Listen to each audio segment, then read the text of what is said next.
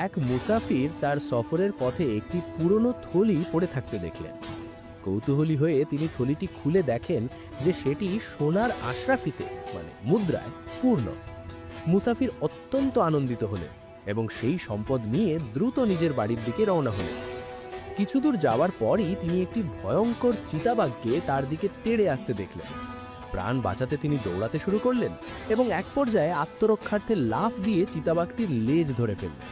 ঠিক সেই সময় তার কোমরে থাকা থলিটি খুলে গিয়ে সব সোনার আশরাফি মাটিতে ছড়িয়ে পড়ল।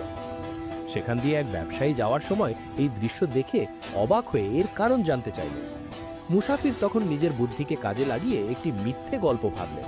তিনি বললেন যে এই চিতাবাঘের লেজ নাড়ালেই সেখান থেকে সোনা বের হয়, আর এভাবেই তিনি এত সোনা পেয়েছেন। এই কথা শুনে ব্যবসায়ীর মনে প্রচণ্ড লোভ জন্মালো। সে মুসাফিরকে বলল, তুমি তো অনেক সোনা পেয়েছ, এবার এই বাঘের লেজটি আমাকে দাও।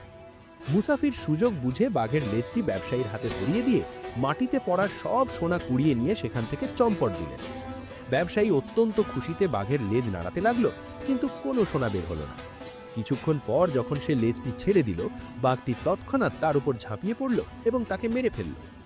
শিক্ষা: লোভের জাল এতটাই সূক্ষ্ম এবং মোহনীয় যে সেখানে ধরা পড়ার পর মানুষ টেরই পায় না সে কখন বিপদে পড়ে গেছে।